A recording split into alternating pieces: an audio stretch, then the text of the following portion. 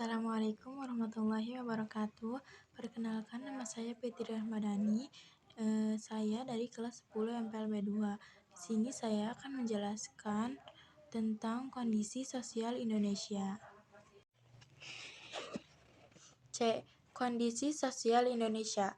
Keberagaman suku dan budaya didukung oleh letak Indonesia yang berada pada jalur perdagangan dunia. Banyaknya pedagang asing yang singgah menyebabkan masyarakat Indonesia terbentuk dalam kelompok masyarakat Indonesia yang multikultur. Hal ini banyak mempengaruhi perilaku sosial masyarakat Indonesia baik pada ranah politik, ekonomi, maupun sosial budaya. Kondisi sosial budaya. Indonesia memiliki beragam suku dan budaya yang meliputi bahasa, adat istiadat, tatanan kehidupan, sistem kekerabatan, kesenian daerah, dan tempat asal. Yang pertama, sistem kekerabatan. Karakter asli yang dimiliki oleh bangsa yang sangat erat. Hal ini dapat dilihat pada perilaku kehidupan sebagai masyarakat pedesaan yang belum terpengaruh budaya luar. Contohnya, ketika seseorang akan mendirikan rumah, masyarakat desa akan bergotong royong membantu membangun rumah tersebut tanpa mengharapkan imbalan. Seiring perkembangan zaman, masyarakat Indonesia mulai dituntut dengan kehidupan yang serba praktis, yang menyebabkan sistem kekerabatan lambat laun mulai tergerus. Masyarakat perkotaan lebih senang hidup individualis dan mulai meninggalkan asas gotong royong. Yang kedua, taraf pendidikan. Taraf pendidikan masyarakat perkotaan umumnya lebih tinggi daripada masyarakat pedesaan. Hal ini karena tuntunan kehidupan kota yang lebih kompleks dengan perkembangan teknologi yang sangat cepat. Sementara itu, kehidupan di pedesaan cenderung lebih sederhana.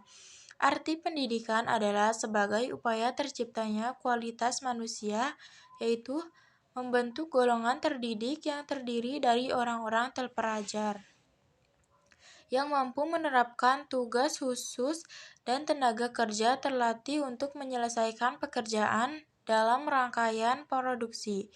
Mengingat arti pentingnya pendidikan ini, maka pemerintah dan swasta berusaha meningkatkan kesempatan belajar dengan jalan mendirikan sekolah baik swasta maupun negeri sebagai sarana pendidikan.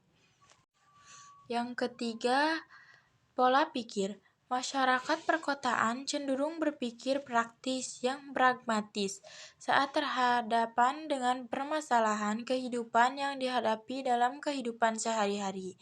Bertolak belakang dengan pola pikir masyarakat desa yang masih menjunjung tinggi norma-norma sosial dalam menjalankan kehidupan. Contohnya, konkret adalah ketika sebuah keluarga akan menyelenggarakan hajatan. Masyarakat desa akan menyiapkan berbagai keperluan dan ritual yang melibatkan banyak warga.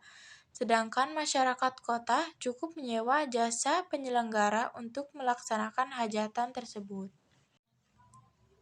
Yang keempat, mobilitas. Tinggal mobilitas yang tinggi pada umumnya terlihat di wilayah perkotaan dan pusat perdagangan. Pulau Jawa, bagian pesisir utara, merupakan contoh pulau yang mempunyai aktivitas mobilitas tinggi, terutama Pulau Jawa bagian pesisir utara. Hal ini karena di wilayah pesisir utara Jawa terhadap banyak bandar udara dan pelabuhan yang memudahkan mobilitas antar pulau. Yang kedua, kondisi sosial ekonomi. Sebagai negara berkembang, Indonesia memiliki keuntungan dengan jumlah penduduk usia produktif yang berlimpah. Berdasarkan data sensus penduduk Indonesia tahun 2020, jumlah keseluruhan pregenerasi Z, generasi Z, milenial, generasi X, pra-boomer, jumlah keseluruhannya 270, 203, 917. Keseluruhan itu usia produktif lebih banyak dari non-produktif. Hal ini wajib menjadi perhatian bagi pemerintah agar dapat mengelola dengan baik. karena bonus demografi sejatinya memiliki dua mata sisi pisau yang saling bertolak belakang, dan bonus demokrasi yang merupakan kesempatan besar untuk mendorong kemajuan bangsa, sedangkan pada sisi lain dapat menjadi ancaman jika tidak dikelola dengan baik. Yang ketiga, kondisi sosial politik. Sejarah berpolitikan, bangsa Indonesia dapat dikatakan telah mengalami dinamika yang sangat panjang. Sejak awal berdirinya bangsa Indonesia telah mengalami berbagai bentuk sistem politik yang sebenarnya bertujuan untuk mencapai bentuk yang tepat untuk mensejahterakan masyarakat Indonesia.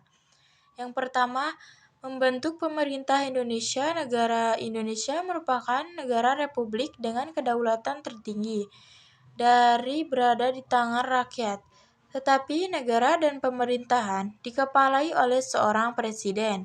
Kata republik berasal dari kata Latin res publica, yang secara harfiah mengandung arti urusan awam, yang artinya dimiliki serta dikawal oleh rakyat. Yang kedua, sistem politik Indonesia. Sistem politik Indonesia dibagi menjadi dua, sistem politik dalam negeri dan sistem politik luar negeri. Yang ketiga, aktivitas politik.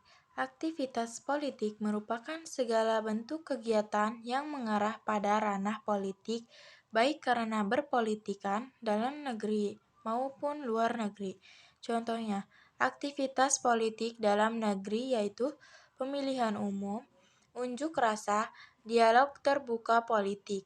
Sedangkan aktivitas politik luar negeri yaitu pertukaran duta negara, pembina persahabatan, dan kerjasama antar negara di dunia dalam bidang sosial budaya, ekonomi, iptek, dan pertahanan keamanan. Sekian dari saya. Wassalamualaikum warahmatullahi wabarakatuh.